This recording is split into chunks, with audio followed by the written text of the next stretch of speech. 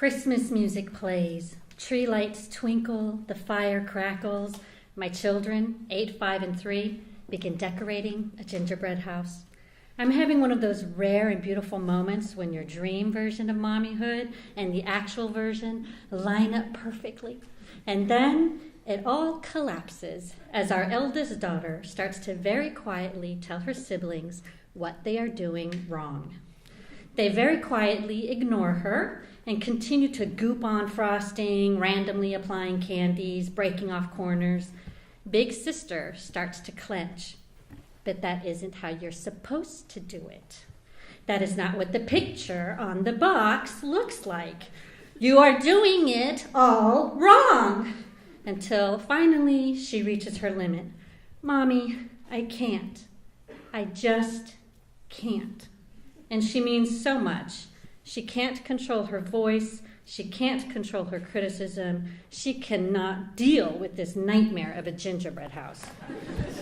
I tell her that she can decorate her very own gingerbread family any way she wants, and she sighs with her whole body. I reassure the littles, who are now listening intently, that there is no right way or wrong way to do this. Be creative, have fun. But my mother, who has been watching, points out that the house won't look anything like it is supposed to. And if you are going to do something, do it right. I had a happy childhood with fun and love and laughter. Sure, our family had its share of ugliness, but I choose to remember the love, and there was lots of it. But what I always got hung up on, my big issue, was my mother's impossible standards. After a track meet, she'd say, "I don't know why you do this. You never win." When I brought home a test with a 97, she'd ask, "What happened to the other 3 points?" When I graduated 5th in a high school class of 500, she pointed out, well, I wasn't valedictorian. And all those comments about my hair, too long, too short, too curly, too straight, too messy. My mother is loving, thoughtful, generous, an awesome Nana who can play dress up for hours, invent games, read books nonstop. She is adored. But wow, no one and no thing is ever good enough for her. I always thought it was because she was born and raised in Europe, and so she didn't understand more laid-back American standards. But it was hard feeling I couldn't please her. And I never quite forgave her for that. Not, that is, until I had my daughter. Our firstborn is a very bright child. She's talented, funny, full of empathy, with a kind and sensitive heart, and she is so much fun to be with. But she is a perfectionist. And while that sounds awesome, a perfectly clean room, no. Perfect patience with her siblings, nope. Perfect behavior, hell no. The truth is, it kind of sucks. A lot. For all of us. In case you don't know, perfectionists have insanely high standards for themselves and others. They're easily embarrassed, anxious, they need to be in control, and are very critical. Our daughter deletes entire stories she has spent days, weeks writing because they aren't good enough. She has made our mischievous and joyful middle child wild with rage from helpful advice about how to draw, color, write, breathe better. She has made her little brother, who's so patient, wait way too long for the Lego set she builds for him as she makes sure every piece is perfectly placed. And woe unto him when he actually wants to play with them. Her father's funny improv revisions of stories have caused her to crumple because that's not how it goes. And me, well, I rarely meet up to her standards. Example, when I finished my first and only triathlon, she was disappointed and embarrassed that I had come in last in my age group.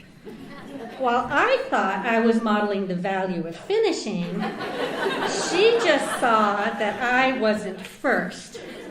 She gave me a pass only because I had done the race while pregnant and with a stress fracture. She was 3. Though our daughter has learned to manage her critical tendencies sometimes, she's still anxious and only wants to do what she's best at, to be the best, to make sure no one ever sees her sweat, to be perfect.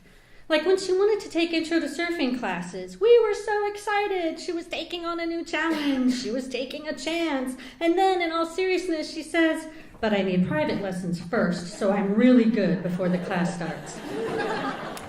Of course, let's pay hundreds of dollars for private lessons so that you can be an expert for the beginner's class. Perfectionism. Hashtag the struggle is real.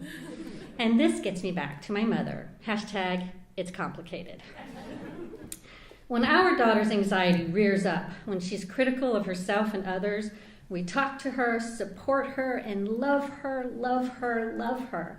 We explain that she is perfect, even when she isn't. And now I see that if she is just wired that way, well then, maybe my mother is the same. But my mom was a little girl in an unhappy family in a country at war, with enemy soldiers in her town. No one to talk her through it. Her perfectionism gave her control in that chaos, kept her safe, drove her to excel, to be brave. It made possible the life she invented for herself in a new country, in a new language, after marrying my dad. And they just celebrated their 50th wedding anniversary. Of course, perfect score. I imagine my daughter with all her issues in the childhood my mother had, and my heart breaks to think of that little girl, my mom. I want to cry for that child being told not to make a mistake, don't draw attention from soldiers or nosy neighbors, behave perfectly, be the best in school, avoid embarrassment, never reveal the trauma, especially years later to those handsome American GIs. Never let them see her sweat. Perfect. I'm gutted to think of the mother that little girl became, who set high standards for her children, not because she was cruel, but because in her life, perfect had kept her safe. And what it must have cost to have her own daughters see that as bad parenting. When we fought, she would say, "I'm sorry, I'm not the perfect mother." And I would roll my eyes. But she really was sorry. My daughter and mother are built the same. And together, last December, they made a perfect gingerbread family, just like the one on the box. And that family moved into the crazy cricket house the Littles built. I think that cookie family lived very happily in their imperfect house. Well, until someone ate them. Hey, gingerbread life ain't easy.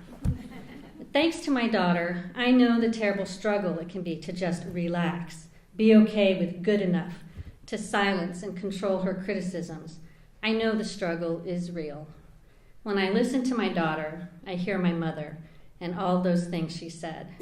And because I hear my mother, I can finally see her. And I can tell her now, without any eye rolling, that she is perfect, even when she isn't. My daughter, the expert, taught me that.